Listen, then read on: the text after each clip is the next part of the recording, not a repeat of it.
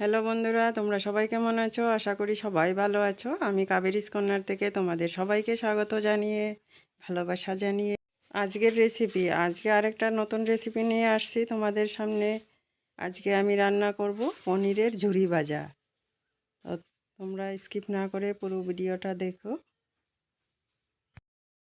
আমি এখানে 2 লিটার দুধ নিয়েছি। তোমরা চাইলে কমও নিতে পারো বা বেশি নিতে পারো, যার যেমন ইচ্ছে। যতটুকু বেশি নিতে পারো, কম বেশি। আমি এখানে এখন লেবুর রস দিয়ে দুধটা ছানা কেটে নেব আর ঘরেই পনির বানিয়ে নেব। এবার আমি একটা ছাঁকনিতে ছানাগুলো ঢেলে নেব আর ভালো করে ধুয়ে নেব, আর জলটাও ঝরে যাবে। কিছুক্ষণের জন্য ছাঁকনিতে ঢেলে রেখে দেব, পুরোপুরি জলটা ঝরে যাবে। আর এদিকে আমার পনির রেডি হয়ে গেছে, পুরো জল ঝরে গেছে। আর এখানে ঝুরি ভাজার জন্য পেঁয়াজ নিয়েছি আমি পেঁয়াজ অনেকটা বেশি করে নিয়েছি, তাহলে এই পনিরের ঝুরি ভাজাটা খেতে বেশি সুন্দর হয়। পেঁয়াজ নিয়েছি, কাঁচা পাকা লঙ্কা নিয়েছি, আর নিয়েছি এখানে কারি পাতা। আর কারি পাতাগুলো আমাদের বাড়ির গাছ থেকে নিয়ে আসছি। কারি পাতা দিয়ে পনিরের ঝুরি ভাজা বানাবো, মানে রান্না করব।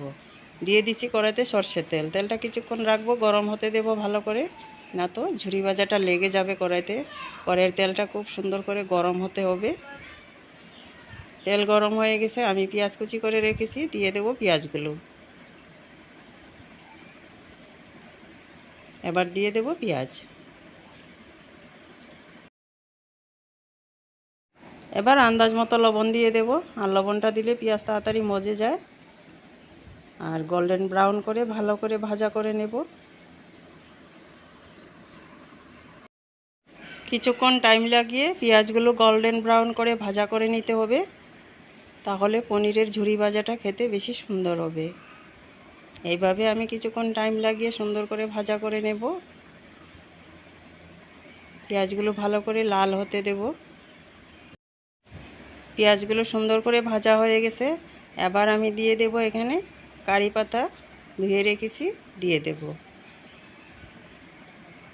পাতাগুলো দিয়ে কিছুক্ষণ নাড়াচাড়া দিয়ে এবার আমি দিয়ে দেব লঙ্কা কেটে রেখেছিলাম, দিয়ে দিচ্ছি ঝালের জন্য লঙ্কা। এরপর কিছুক্ষণ সুন্দর করে ভাজা করে নেব। পেঁয়াজ, লঙ্কা, কারি পাতা সুন্দর করে একদম ভাজা হয়ে গেছে। এবার আমি দিয়ে দেব দুধের ছানাগুলো। ছানা মানে পনিরগুলো দিয়ে দেব। যারা যারা এখনও পনিরের ঝুরি ভাজা খাওনি, একবার বানিয়ে খেয়ে দেখবে, খেতে কিন্তু ভীষণ সুন্দর হয়। রুটির সাথেও ভালো লাগে, ভাতের সঙ্গেও খুব সুন্দর হয় খেতে। পনির দিয়ে তো অনেক কিছু বানানো যায়, তো আজকে ভাবলাম পনিরের ঝুরি ভাজা করব। এবার আমি পনিরগুলো অনবরত নাড়তে থাকতে হবে, না তো কড়াইতে নিচে লেগে যাবে, আর পুরা লেগে গেলে খেতে সুন্দর হবে না। আর সামান্য একটু হলুদ গুঁড়ো দিয়ে দিচ্ছি আমি।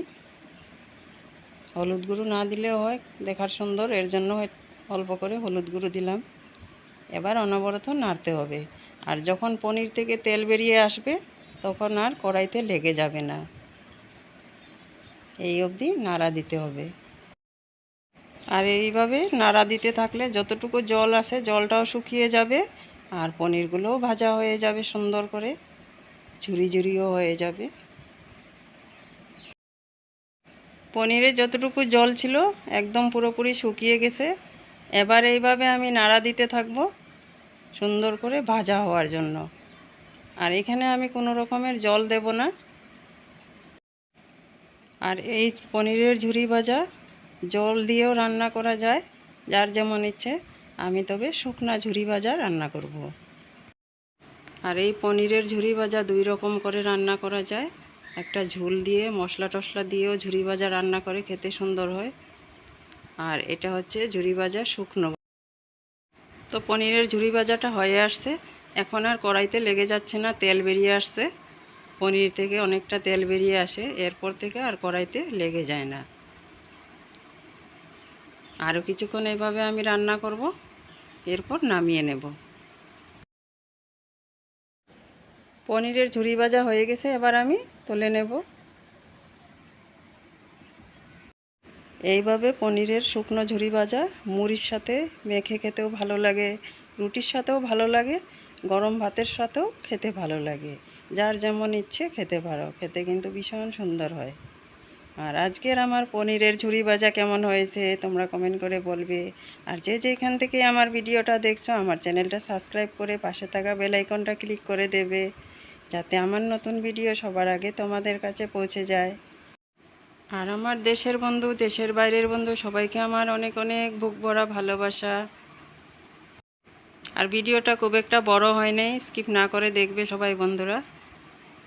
আর আজকের জন্য এখানেই শেষ করলাম, দেখা হবে নেক্সট ভিডিওতে। সবাই ভালো থাকবে, টাটা।